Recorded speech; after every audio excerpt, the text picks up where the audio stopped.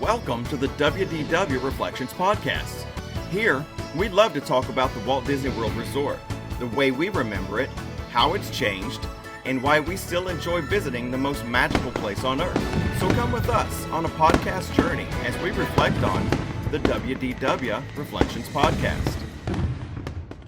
Well, speaking of the wonders of life, Dewey is wearing, for those of you who don't know, an amazing looking shirt that has a bunch of Epcot logos and things all over it, which looks really cool. It's very colorful. But right smack dab in the middle is his favorite attraction, which was the next thing that you'd approach when you get there originally.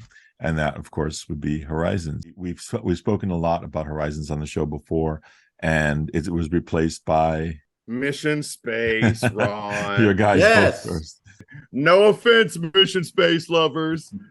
Top to bottom, front to back, probably the best attraction Disney has ever created. It was absolutely amazing. It took, everything in Future World was something about our world.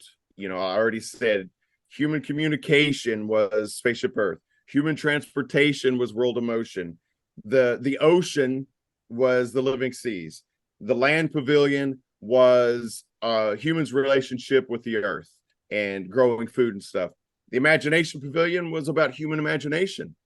The universe of energy was about how man harnesses all the energy that we can find in our universe.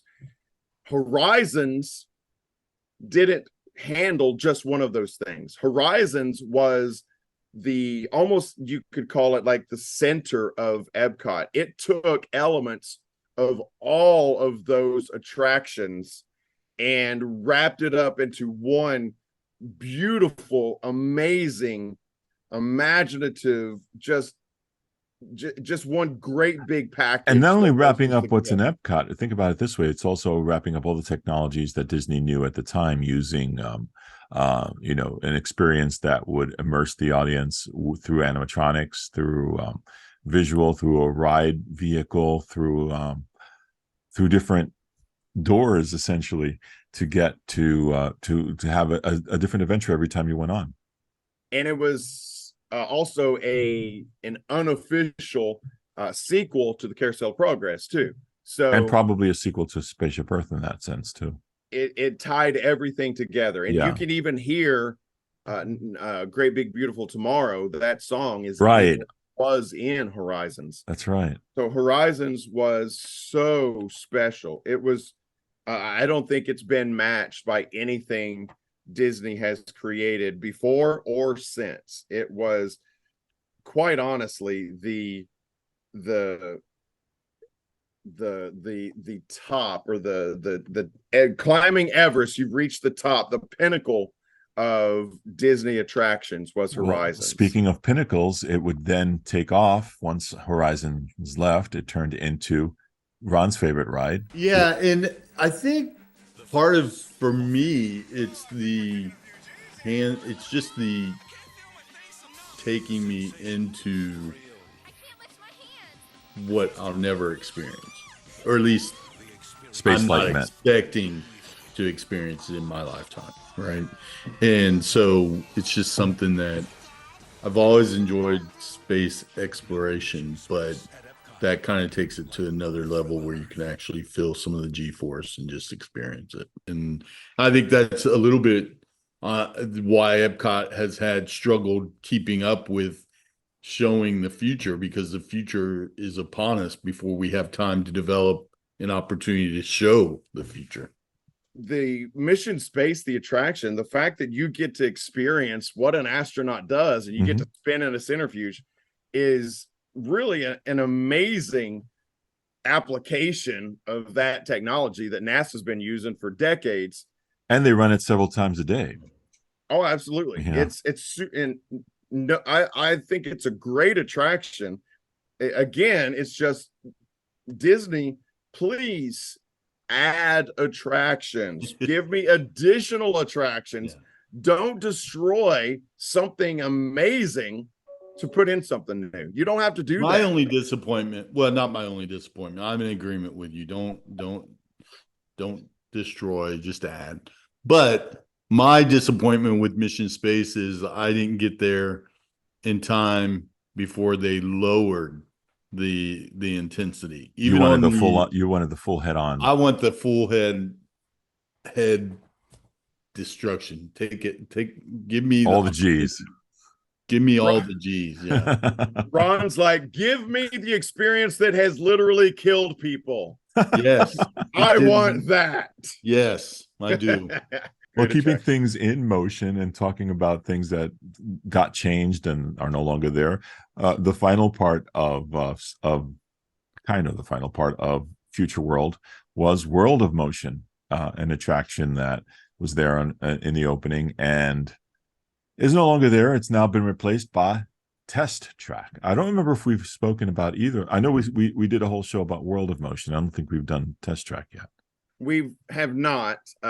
We've definitely talked about World of Motion. That we did it in one of our first 4 or 5 episodes, right? Because that's my all-time favorite attraction. That attraction was just absolutely amazing. It traveled through the human experience as far as human transportation, starting from the invention of the wheel all the way up into, and it talked about vehicles of the future and all that. And it was just more of that optimistic look at the future that Disney really, really talked about and really tried to portray, especially at Epcot. But some of their Tomorrowland stuff was kind of the same way.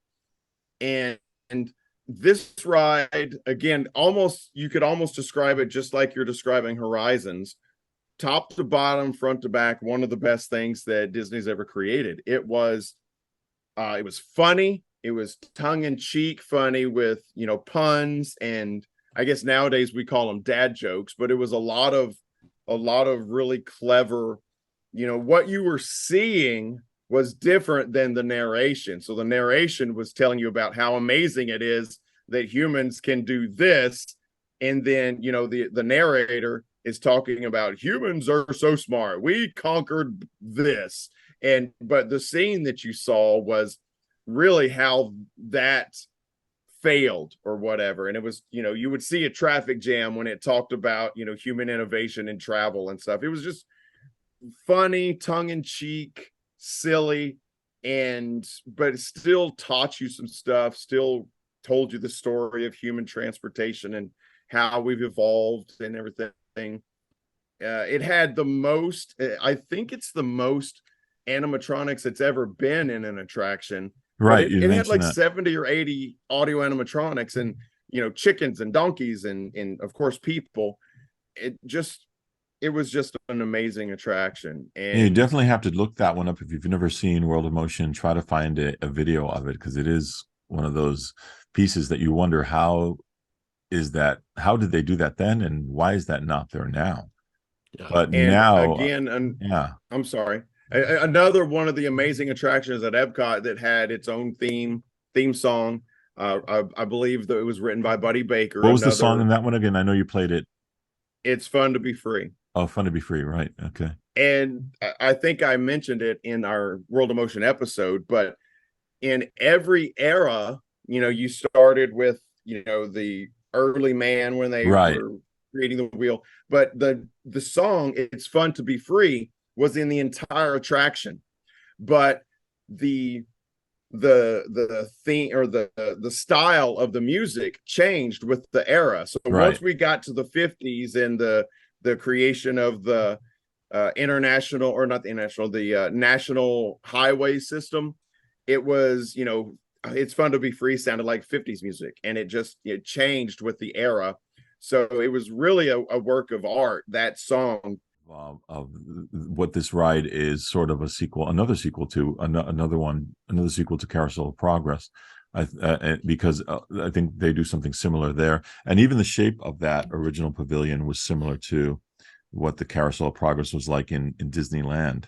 So it's kind of weird. Yes, the attraction was literally shaped like a wheel, because it was it was about human transportation, and most of our transportation has wheels on it, right? So and speaking of wheels, and now it's Test Track, the fastest ride this side of Epcot. Since they refurbished it, it just looks like Tron. It's not, it's not all the Not for nothing, black with all and the yellow. IP, I'm surprised they haven't made it Cars related, but you didn't hear me, Disney. Yeah, shh. Be quiet, Tony. Don't give them any ideas. Goodness gracious. But the original test track was all the yellow and black warning signs, and you had all the test dummies and stuff. And basically, the idea of the ride was they were making you one of those test dummies, and lots of fun.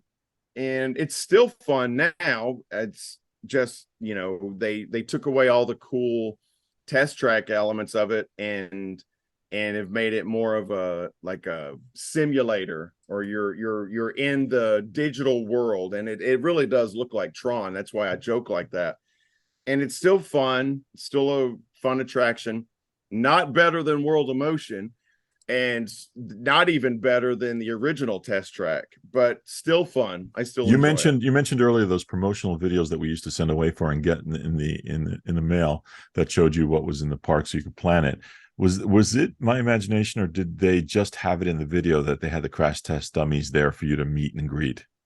No, they did. They did. Yep, I've got a picture of me somewhere from the early 2000s. I have my picture, and the test dummy's got his arm around me or whatever, and they were there. You could get your pictures taken with the crash test dummies. Is this one They you were guys rare missed? though, right? It wasn't. They didn't make appearances often. If I remember. That is the one and only time I ever saw them in real life. I saw them one time, got my picture taken with one of them. It wasn't something that happened all the time. And bringing this around full circle, we've got the Odyssey restaurant. I used to go there because my nephew used to work at that restaurant, and I also met one of his roommates who was very close friends with Goofy, and Goofy used to make an appearance there. And my favorite memory of being there was when I went there after having met this friend of his, and Goofy walked up to me and said, or signaled to me, "I know you." So that was kind of cool. So, but that restaurant used to be a cool place. Now it's they use it for a variety of things. They use it for the festivals. They use it for information and for the blue sky. Yes. So I never got to eat there when it was a restaurant back in the 80s and stuff. Never got to eat there. And I always, because we never ate there, I never went inside it. And it was almost like it's such a weird looking building. It didn't intrigue you? It is, yes.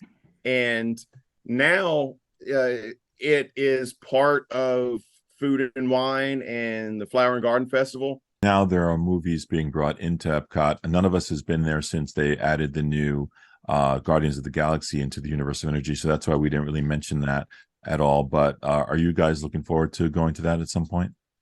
Absolutely. I've talked with several people that have been on it. I hear it's a really great attraction. Yes, it is. I'm looking forward to that, most definitely.